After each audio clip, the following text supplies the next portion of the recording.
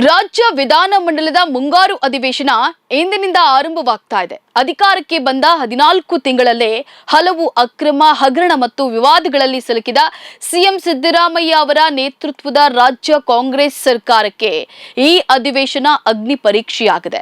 ಪರಿಶಿಷ್ಟ ಪಂಗಡದ ಕಲ್ಯಾಣಕ್ಕೆ ಮೀಸಲಾದ ಬಹುಕೋಟಿ ಹಣದ ಅಕ್ರಮ ವರ್ಗಾವಣೆಗೆ ಸಂಬಂಧಿಸಿದ ವಾಲ್ಮೀಕಿ ನಿಗಮದ ಹಗರಣ, ಸಿಎಂ ಸಿದ್ದರಾಮಯ್ಯ ಕುಟುಂಬವನ್ನೇ ಸುತ್ತಿಕೊಂಡಿರುವ ಮೈಸೂರು ನಗರಾಭಿವೃದ್ಧಿ ಪ್ರಾಧಿಕಾರದ ನಿವೇಶನ ಹಗರಣ, ಪರಿಶಿಷ್ಟರ ಉಪಯೋಜನೆ ಅನುದಾನವನ್ನ ಗ್ಯಾರಂಟಿ ಮತ್ತಿತರ ಉದ್ದೇಶಕ್ಕೆ ವರ್ಗಾವಣೆ ಮಾಡಿರುವುದು ಸೇರಿದಂತೆ ಹಲವು ವಿಚಾರಗಳು ಉಭಯ ಸದನಗಳಲ್ಲಿ ಕೋಲಾಹಲ ಎಬ್ಬಿಸುವುದು ನಿರೀಕ್ಷಿತ. ಆರಂಭದಲ್ಲಿದ್ದ ಸರ್ಕಾರದ ವರ್ಚಸ್ಸು ಲೋಕಸಭಾ ಚುನಾವಣೆ ಬಳಿಕ ಮಂಕಾಗಿದೆ ಎಂಬ ಭಾವನೆ ಬೆನ್ನಲ್ಲೇ ಹೊರಬರ್ತಿರುವ ಹಲವು ಅಕ್ರಮ, ಅವ್ಯವಹಾರಗಳ ಪ್ರಕರಣಗಳು ಹಾಗೂ ಸರ್ಕಾರದ ವೈಫಲ್ಯಗಳ ವಿರುದ್ಧ ಹೋರಾಟಕ್ಕೆ ಪ್ರತಿಪಕ್ಷ ಕೂಟ ಅಣಿಯಾಗಿದೆ. ಈ ಸಲ ಸದನ ಹೈವೋಲ್ಟೇಜ್ ಆಗುವ ಸ್ಪಷ್ಟ ಸೂಚನೆ ಅರಿತ ಸಿಎಂ ಸಿದ್ದರಾಮಯ್ಯ ಅವರು ಪ್ರತಿಪಕ್ಷಗಳು ಎತ್ತುವ ವಿಚಾರಗಳಿಗೆ ಸಮರ್ಥ ಉತ್ತರ ನೀಡಲು ಆಯ್ದ ಸಚಿವರಿಗೆ ಟಾಸ್ಕ್ ಅನ್ನು ನೀಡಿದ್ದಾರೆ.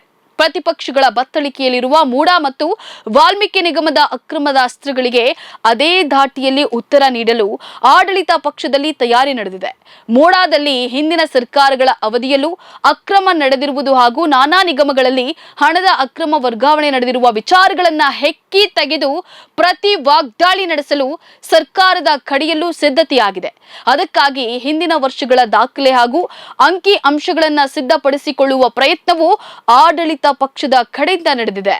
ಇನ್ನು ಮೂಡ ನಿವೇಶನ ಅಕ್ರಮ ವಿಚಾರ ಸಿಎಂ ಸಿದ್ದರಾಮಯ್ಯ ಅವರಿಗೆ ವೈಯಕ್ತಿಕವಾಗಿ ಮುಜುಗರ ತಂದಿದ್ದು, ವಾಲ್ಮೀಕಿ ನಿಗಮದ ಹಣ ಅಕ್ರಮ ವರ್ಗಾವಣೆ ಪ್ರಕರಣವಂತೂ ಸಾರ್ವಜನಿಕ ವಲಯದಲ್ಲಿ ತೀವ್ರ ಚರ್ಚೆಗೆ ಗ್ರಾಸವಾಗಿದೆ.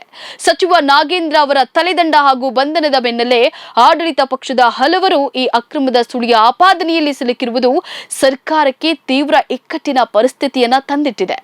ಮತ್ತೊಂದೆಡೆ ವಾಲ್ಮೀಕಿ ನಿಗಮದ ಹಣವನ್ನ ಬಳ್ಳಾರಿ ಕ್ಷೇತ್ರದ ಲೋಕಸಭಾ ಚುನಾವಣೆಗೆ ಬಳಕೆ ಮಾಡಿಕೊಳ್ಳಲಾಗಿದೆ ಎಂಬ ಆರೋಪವೂ ಸಹ ಕೇಳಿ ಬಂದಿರೋದು ಆಡಳಿತ ಪಕ್ಷದ ಮುಜುಗರವನ್ನ ಹೆಚ್ಚಿಸಿದೆ. ಮುಖ್ಯವಾಗಿ ಪರಿಶಿಷ್ಟರ ಉಪಯೋಜನೆಯ ಅಪಾರ ಮೊತ್ತವನ್ನ ಅನ್ಯ ಉದ್ದೇಶಕ್ಕೆ ವರ್ಗಾಯಿಸಿರುವ ಸರ್ಕಾರದ ಕ್ರಮವು ಅಧಿವೇಶನದಲ್ಲಿ ರಾಜಕೀಯ ಮೇಲಾಟ ಹಾಗೂ ವಾಗ್ವಾದಕ್ಕೆ ಕಾರಣವಾಗುವ ಸಾಧ್ಯತೆಗಳು ದಟ್ಟವಾಗಿವೆ. ನೋಡ್ತಾ ಇರಿ ಸಮಾಜಕ್ಕಾಗಿ ಕನ್ನಡ ಒನ್ ನ್ಯೂಸ್. ನಮಸ್ಕಾರ.